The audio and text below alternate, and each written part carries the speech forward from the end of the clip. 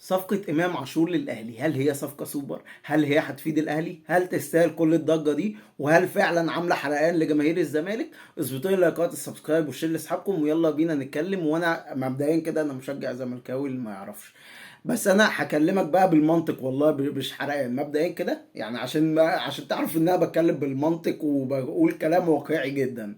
الاهلي الفريق الحالي ده فريق مرعب، وانا يعني اهو انا مش بقول لك الاهلي مش عارف ايه. الفريق الحالي ده فريق مرعب. الفريق ده مش محتاج اصلا يعني غير لاعب واحد بس. حرفيا الفريق ده لو اي مجلس اداره فكرت بس في مصلحه الفريق فعلا من غير اي تفكير تاني، هيفكر في حاجه واحده بس: يجيب مهاجم سوبر، يهاجم مهاجم قناص بيستغل اي فرص. الفرقه دي لو جابت مهاجم فعلا تقيل اللي هو بيستغل اي فرصه تجيله، الفريق ده يعني مش مثلا هياخد بطولات، لا هو مثلا هيكتسح البطولات حرفيا. ويعني اتمنى ان هم يعني كمشجع للزمالك اتمنى ان هو ما يعملش حاجه زي دي. فهو بدل ما يفكر في ان هو يجيب مهاجم سوبر، قاعدين بيفكروا في ايه؟ في امام عاشور اللي هو راح من البدايه ككوبري. وانا كنت قايلها والله من 6 شهور، واقسم بالله العظيم كنت قايلها لكل الناس على صفحتي على الفيسبوك. قلت ان هو رايح كوبري الاهلي. جماهير الزمالك ما صدقتنيش وقالوا لي اصل هو زملكاوي اصل هو زملكاوي. هو لا زملكاوي ولا اهلاوي يا حبيبي.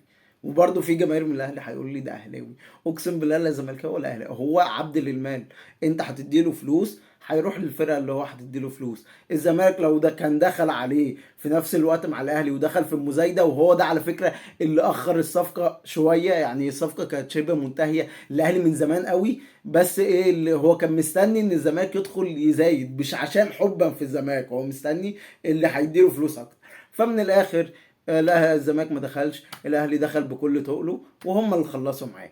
نتكلم بقى، هل فعلا هم محتاجينه؟ مش محتاجينه قولا واحدا. عندهم اليو ديانج دبابه، عندهم مروان عطيه، عندهم القندوزي اللي هو اللاعب اللي لسه ما خدش فرصته اساسا، عندهم فخري، عندهم لعيبه كتيره، وعندهم لعيبه في الشباب لعيبه تقال جدا وبس ما بيدوهمش فرصه. عندهم احمد نبيل كوكا، عندهم لعيبه كتير جدا، وهم غالبا كمان في الاخر بنسبه كبيره بيلعبوا اتنين كمان في معظم الماتشات.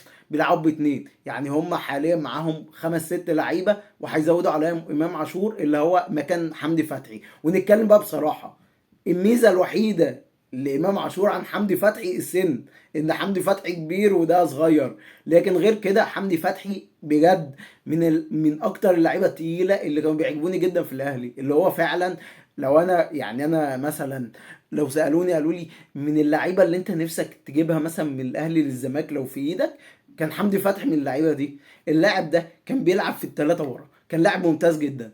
كان بيلعب مع موسيماني في الثلاثه ورا، يلعب في خط الوسط، خط وسط دفاعي حديد، يدخل بوكس تو بوكس يدوس معاك. في اخر فتره مع كولر، وده كان اكتر حاجه كانت عجباني في كولر، واكتر حاجه اصلا يعني اثبتت لي انه مدرب كبير، ان هو خلى حمدي فتحي اللي هو كان لاعب مجرد بس ان هو عامل زي طارق حامد ان هو يبقى واقف ورا، بقى بيتقدم ويجيب اجوان والاقيه طول النهار كمهاجم تاني. وشفتوه لما بيجيب في الزمالك وبيضيع قدام الزمالك رغم ان هو لاعب خط وسط، وهو في نفس الوقت كان بيعمل خطوره علينا اكتر من مهاجمين واجنحه في الماتشات اللي فاتت. يعني مش فاكر كان في ماتشين عمل فيهم الموضوع ده. ففعلا كان حمدي فتحي لاعب عالي جدا. فهل امام عاشور هيعوضه؟ انا شايف حمدي فتحي اعلى منه بكتير. طب عندي سؤال معلش، امام عاشور هيدفعوا فيه 3.5 مليون يورو او 4 مليون يورو، ممكن كمان اكتر، ماشي؟ يعني رقم احسبوا انتوا. يعني اليورو حاليا ما اعرفش بحاجه و30 ولا ايه، فيعني احسبوها انتوا. وهتجيبوا في الاخر يعني ب 100 مليون ولا ايه على لاعب مصري؟ انت متخيل كميه الفلوس اللي هتدفع في لاعب مصري في كل ده في مكان انت مش محتاجه؟ هي الصفقه معموله كدنس. وده يعني حتى جماهير الاهلي نفسها عارفاه ان الصفقه دي فايدتها يعني حاجتين بصراحه. اول حاجه انها تبقى صفقه اللي هو للسوشيال ميديا، اللي هو عشان جماهير الاهلي تعمل حفله على الزمالك واخدنا امام عاشور وامام عاشور اهلاوي. غير ان هو هيطلع بقى هيعمل اكيد مؤتمر اللي مأخر برضو تقديمه، ان هو اكيد هيعمل فيديو حراق، عارف اللي هو هيقول لك بقى وانا اهلاوي من وانا صغير وبتاع، وعمري ما شجعت الزمالك، دول كانوا بيطفوا السجاير تحت بطاطي والكلام ده. ده مبدئيا. تاني سبب وهو اضعاف الزمالك، عشان بدل يعني الزمالك، لو انت كنت سالتني يعني انت كده بتقلل من امام عاشور، لا امام عاشور لاعب كويس جدا جدا جدا، واكيد اكيد اكيد احسن مليار مره من العاهات اللي موجوده في الزمالك في مركزه. بس بالنسبه للاهلي لا، بالنسبه للاهلي هم مش محتاجين اصلا، مش محتاجين اي لاعب تاني مكانهم. يعني مكان حتى حمدي فتحي هم مش محتاجين اهو، قاعدين عاملين يكسبوا اربعه على الزمالك وبيكسبوا اربعه بالاحتياطي بتاعهم النهارده قدام المقاولين العرب. مش محتاجين الصفقه. غير ان هو كمان في كلام ان هو مصاب، احمد عبد الباسط اللي هو مع ابراهيم فايق قال ان هو مصاب 3 شهور.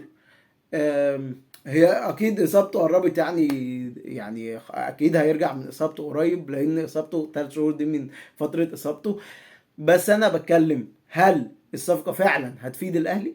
لا، الصفقة معمولة لاضعاف المنافس، وبرضه عشان تبقى صفقة اللي هي الحراقة مش اكتر. لكن كإفادة للاهلي لا، مش هتفيد. وانا بقولها لك وانا عارف انا بقول لك ايه.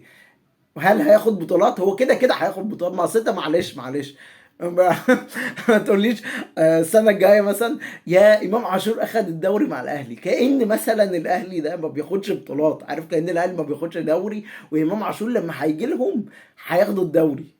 او مثلا امام عاشور لما هيجي لهم هياخدوا افريقيا. ما انتوا بتاخدوا افريقيا. انا بجد ما بكلمك اهو، ده يدل ان انا فير، مش بقلل من الاهلي. ما الاهلي حاليا فريق قوي جدا، فريق مرعب. مش محتاجين حاجه غير صفقه مهاجم سوبر قناص.